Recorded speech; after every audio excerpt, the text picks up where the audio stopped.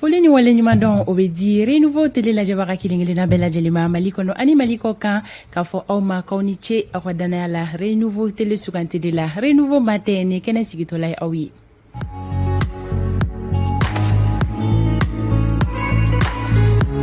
Juye kalo klishegi Renouveau soromada kuna foni ale kene kan femiye onwa dibila barake bagawe ante senge ante nyina ambe ubela jelen fu sabla u fenebe timnanja la sanga ani wakati kononana ola bi alamusa jemuka onwa kuna funyo wina taliye munka anga bakuruba olu fleni ni sanga konnala fem konini kuna funyo bolen ka binka ira ga fo fem koni mandadare international o daleno Karim Keita aleka yalmani kuna funya in kofe kokurabe akolawa yalma Karim yere seraka kuna funya di ayre la halaw kanwa oni isa kabasiri bebe na nyola soro kuna funya laba munu boraka bini aferina abena kana okuna funya uka olasi onma so malena amena negajuru sirafe oni mufa haidara bena nyola soro Mohamed mufa kunu ana nyola soro akala silu keneka fem koni la silu ni abela jele masika teme ka kenyani dogo firi kerenkerani ala farabugu kunganko kuna funya we fem koni au conseil islamique du Mali ale wulika jo sabati dun temeno na mimba to bebe sika na farabugu ni alamini bela jelena farabugu dula dio ani mabamachi oluni nyokontela la ka kenyani o kokoni kliflani na anya ikafo ko werebe ni kuina ko farabugu ka ulafia lente kokura Mohamed Mufatumeka o la selu ke kunu bi abna temeni otoy awnga do mbara nyokon welele we maliki kunate alebena kana nyofolike anye jekulu min sigira sin kan wala sa ka sega akli jagaboke fembe talike organ inikiko kasega oko dalabe femye oko nyawye awni maliki kunate bena nyola soro abena nyofolika anye ni oya soro oko abesika ke oko fe awni sori Ibrahim Diallo bena nyola soro siraba kuna fonyo olu keneka awa danyogo femi kenya kuna foni obe alebolo Alexi kalambri mason femi ma obe na yira aula ka faso ko madaina awni Amadou El Kunare tena na nyogola soro sabula asembe kerekela o dona na tawla ana nyogola soro jemu kan keneka Amadou anga kuna foni ko na la sisa ni wakati bolo da chukoi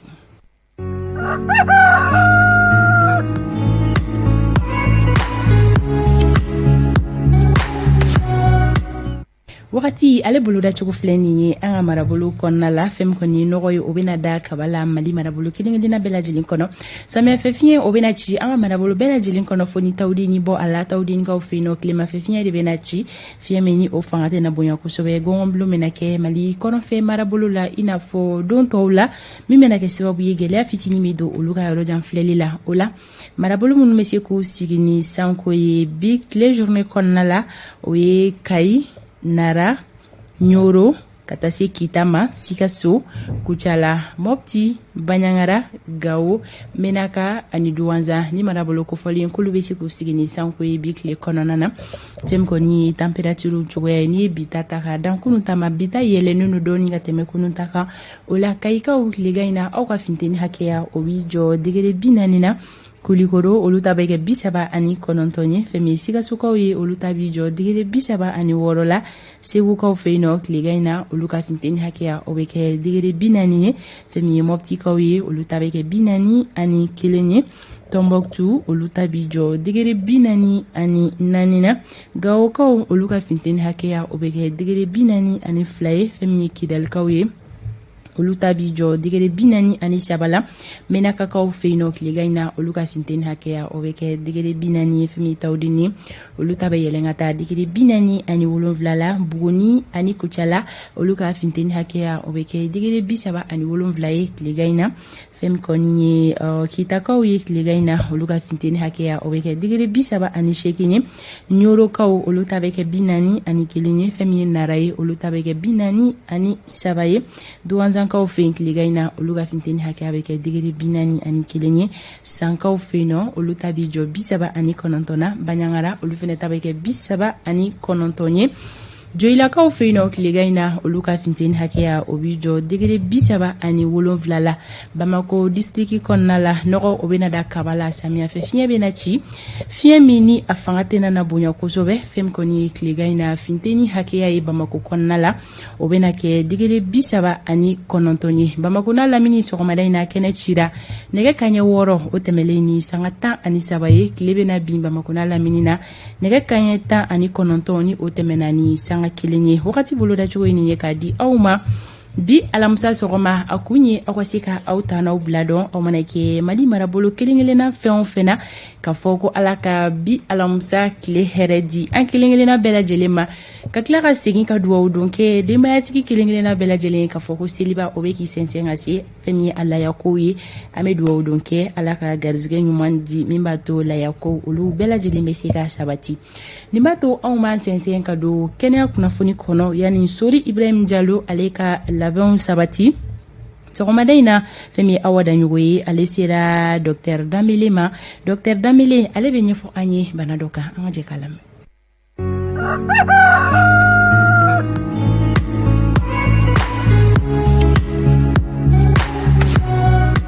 D'abord jɔnni ka da don kuma la n bɛ Renouveau TV mɔgɔw fo u ye ni opportunité min di yan ka kuma ni bana in kan ni bana in ye bana ye n'an b'a fɔ a ma ko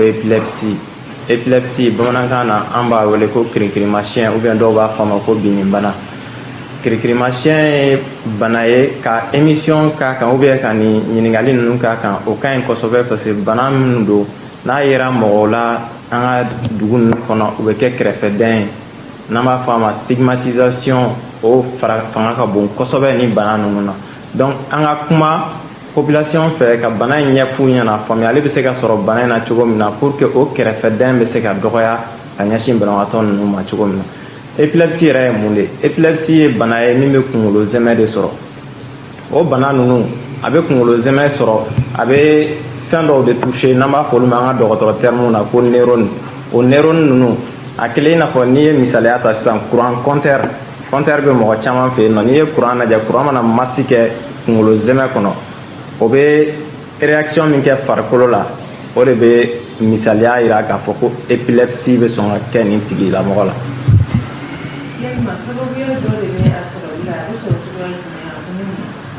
sababuyaw bɛ a sɔrɔli la a sababu ka ca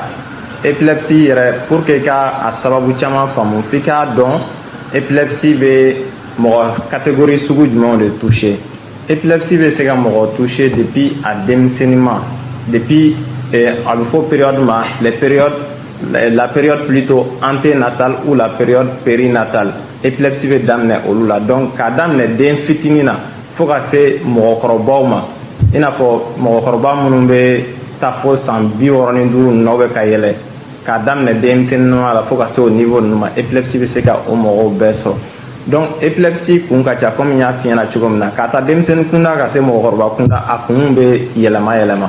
a kun denmisɛnnin fɛ yen nɔ le plus souvent i b'a sɔrɔ a dɔw ye tiɲɛlabana ta fanfɛlaw ye a dɔw bɛ yen nɔ minnu bɛ tali kɛ bana dɔw la n'an b'a fɔ o ma ko infection a dɔw wɛrɛ fana bɛ yen nɔ minnu bɛ tali kɛ bana la n'a bɛ f'o ma ko bon bamanankan na n'an b'a fɔ olu ma dɔgɔtɔrɔkan na ko tumeur cérébrale ninnu ani accident yɛrɛ fana bɛ se ka ni accident juguyara kunkolo la o fana bɛ se ka kɔlɔlɔ dɔ se mɔgɔ ma min bɛ se ka epilepsie bila a tigi la don n'a nataw la bana dɔ fana caman bɛ yen nɔ neuro la yan nɔ n'an yɛrɛ b'o bana in dɔn n'an b'a fɔ a ma ko AVC accident vasculaire cérébral o sugu dɔw bɛ yen nɔ surtout a ischémique lama olu de ka teli ka epilepsie lase mɔgɔw ma mais a dɔw wɛrɛw fana bɛ yen nɔ minnu fana bɛ epilepsie bila mɔgɔw la. sɔgɔmada in na kɛnɛya kunnafoni o bɛ tali kɛ na Dr Danbele ale bɔra ka ɲɛfɔli kɛ an ye kirikirimasiyɛn bana kan nalima la aw ye faamuyali caman sɔrɔ o la sisan anw b'an sɛnsɛn ka taga Sori Ibrahim Jalo fan fɛ ka don siraba kunnafoniya kɔnɔna la fɛn min kɔni tan ni ka segin ye o bɛ cogo di sɔgɔmada in na anw ka sira kanaw la anw ka nɛgɛ karafetigi sira kamara ka yamaruya kɔnɔ anw ni Sori bɛ na ɲɔgɔn lasɔrɔ.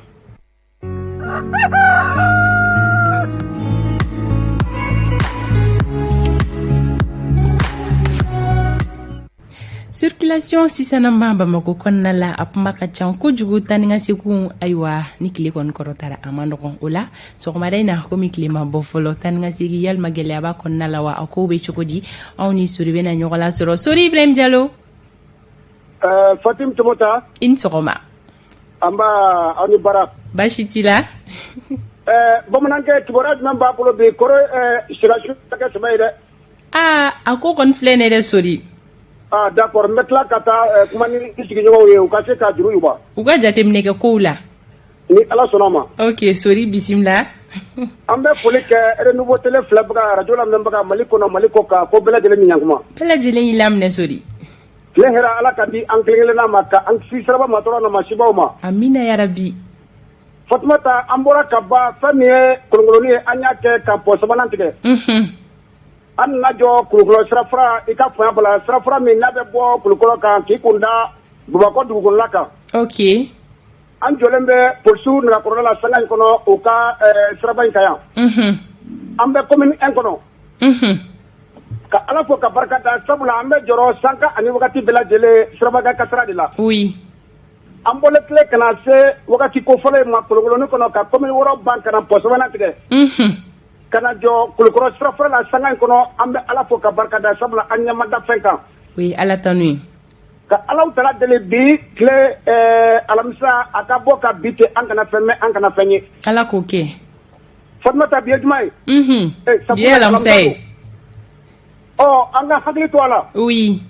alamisa don anw fɛ Bamakɔ n'i ye jateminɛ kɛ an ka sirabaw kan i b'a ye k'a fɔ mobiliw bɛ caya kosɛbɛ ka sababu kɛ mairie fɛn fɛn bɛ k'u bɛ sira kɛrɛfɛlaw fɛ oui furusiriw bɛ kɛ ni furusiri banna cortège de bɛ kɛ an ka sirabaw kan siga t'a la a mobiliw bɛ safarini kɛ an ka sirabaw kan ka taa se motow n'u taw ma a bɛɛ lajɛlen kɔ i kɛra fɛrɛ bala o ye siraba kɛ sira ye Ala k'an n'a cɛ janya an ka dɔn ka fɔ don kelen kama maa kana sɔn ka défaut bila i yɛrɛ la walima k'i ka diɲɛlatigɛ ba don kelen kama Ala ka tulo kɛ tulo kunnandi ye ka yira bɛɛ lajɛlen na minnu bɛ kɔɲɔmusow bilasira cortège la u ka dɔɔni ka sirabakasiriya bonya ka maa wɛrɛw bonya u fɛ Fatumata an jɔlen bɛ yɔrɔ min na commune 1 kɔnɔ Kulukɔrɔ sira la yan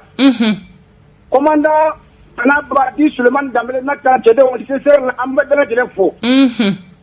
an ye fɛɛrɛ caman ye fɛɛrɛ minnu b'a to i ka fanga bɔra tarakasire a bɛ se ka kɛ télé ani lakana dɔ cogo min na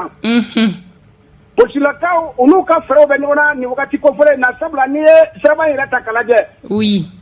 an y'a ye jamana marabagaw fɛɛrɛ kɛrɛnkɛrɛnni tigɛra u fɛ don tɛmɛnenw la a bɛ fɔ min ma ko système de route alternée